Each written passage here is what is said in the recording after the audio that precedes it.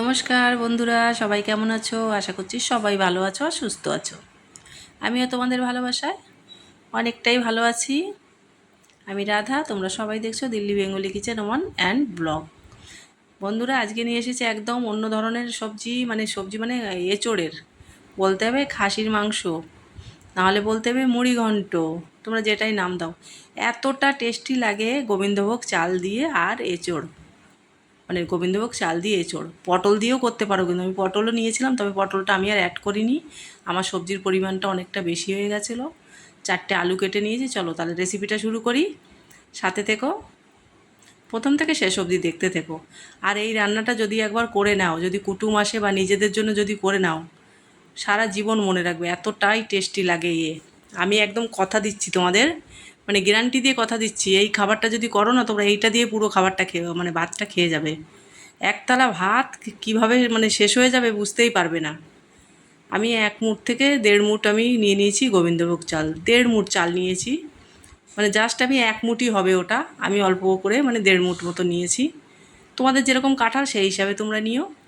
চালটাকে আমি ঘিয়ে ভেজে তুলে রাখলাম, তবে কিন্তু গোবিন্দভোগ চালটা ঘিয়ে ভেজেই তুলে রাখতে হবে, তবেই ফ্লেভারটা পাবে সুন্দর। এটা রান্না করলে মনে হবে বাড়িতে খাসি মাংস হয়েছে, সে যে কী টেস্ট না খেলে বুঝতে পারবে না। তেলটা কিন্তু পরিমাণে একটু বেশি লাগে, তবুও আমি একটু কম দিই, তোমরা কিন্তু নিজেদের পছন্দ মতন একটু বেশি করেই দিও। এটা তেল আর ঘি দিয়ে আমি আলুটাকে ভেজে তুলে নেব। প্রথমে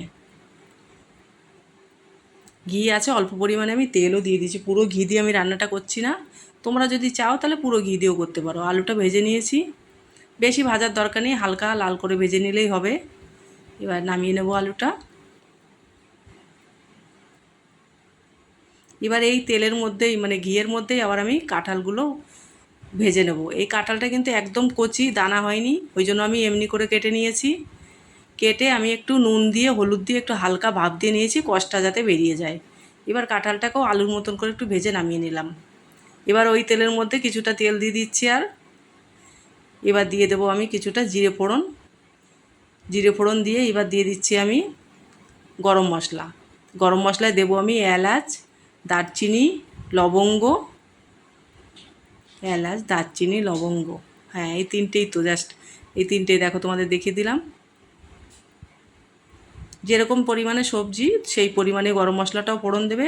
গরম মশলাটা কিন্তু আস্তে আস্তে ভাজতে হবে, তাহলে ফ্লেভারটা তেলের ভিতর খুব সুন্দর হবে। এবার দিয়ে দিলাম কুচিয়ে রাখা পেঁয়াজ। আমি মিডিয়াম সাইজে 2টো পেঁয়াজ নিয়েছি। ওই আবার বলবো, তোমাদের তরকারি যেরকম পরিমাণ সেই হিসেবে তোমরা পেঁয়াজটাও নিয়ে নেবে। কি ফাটাফাটি যে লাগে খেতে, কি বলবো, আমি অনেকবার করে করেছি ঘরে, খুব ভালো লাগে, তা তোমাদের সাথে কখনো শেয়ার করা হয়নি। আমি ভাবলাম তোমাদেরও মানে বলে দিই, বন্ধুরা তোমরাও করে খেয়ে দেখো, এখন তো এঁচোড়ের টাইম।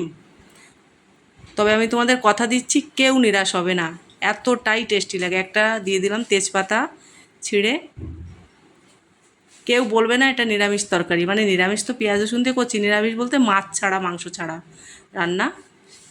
এতটা টেস্টি, সবাই খুঁজবে যে এতে এর ভিতরে মাংসটা কোথার থেকে এলো, যে মানে ফ্লেভারটা কী করে এলো এত।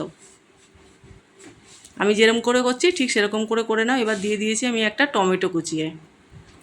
এবার দিয়ে দিচ্ছি রসুন বাটা 1/2 চামচ। যেরকম তোমরা মুড়ি ঘন্ট করো মাছের, ঠিক সেরকমভাবে করতে পারো বন্ধুরা।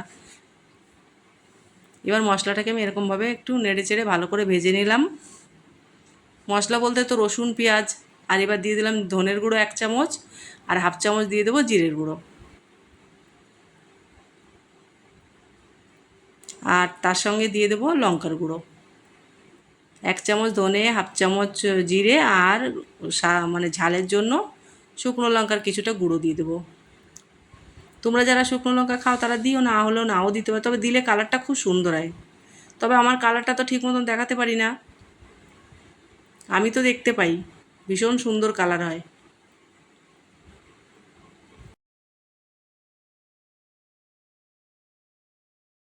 এবার দিয়ে দিচ্ছি আদা বাটা, ওই 1 চামচ মতন টোটাল আমি আদা বাটা দিয়েছি।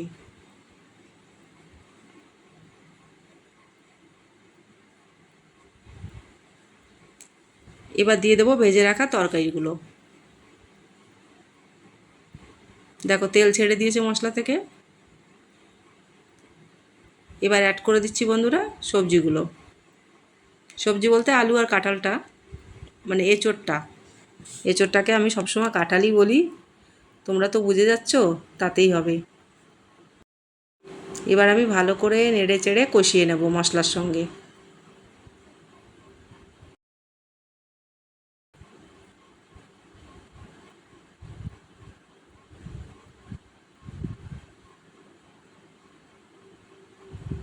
দিয়ে দিলাম হলুদ গুঁড়ো,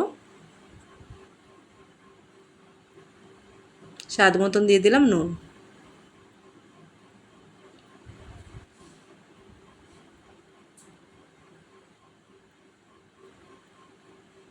এবার একটু নুনটা হলুদটা দিয়ে মশলার সঙ্গে ভালো করে কষিয়ে নেব।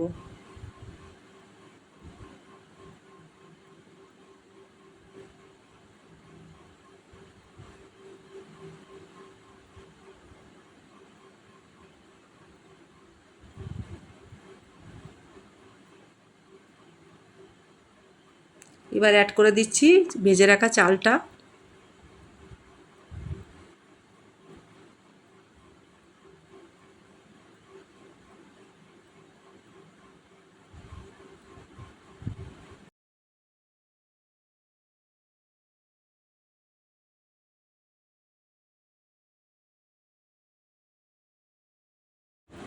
তেল ছেড়ে দিয়েছে মশলা থেকে।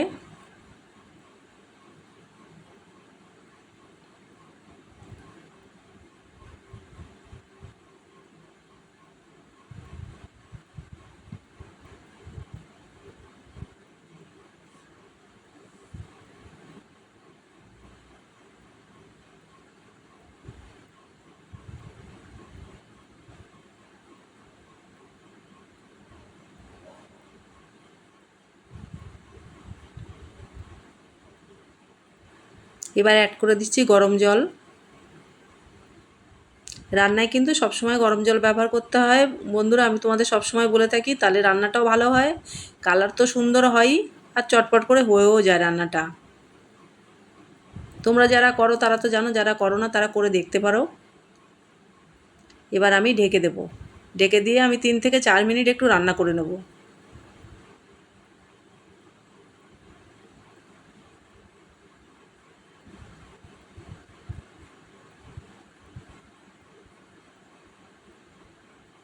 আবার ঢেকে দিয়ে মিনিট 2 রান্না করে নেব। চালটা কিন্তু লেগে যায়, ওই জন্য মাঝে মধ্যে একটু নেড়ে দিতে হবে। তেল দেখো, তেলটা রিলিজ করে দিয়েছে বন্ধুরা, ঘি তেল সব ভেসে উঠেছে উপরে।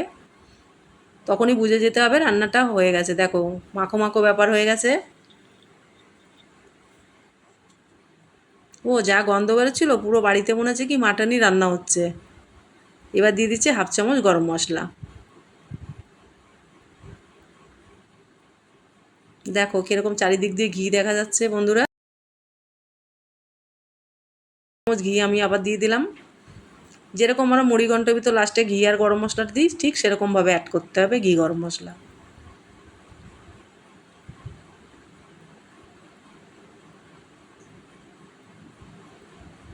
আবার ভালো করে ঘিটা গরম মশলাটা একটু মিশিয়ে নেব।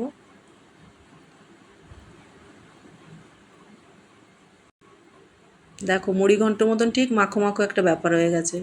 তাহলে আমার সকল বন্ধুরা, রেসিপিটা ভালো লাগলে লাইক কমেন্ট করে দিও, কাছের লোকের কাছে শেয়ার করে দিও, আর এরকম রেসিপি পেতে আমার চ্যানেলটি সাবস্ক্রাইব করে ভালো থেকো।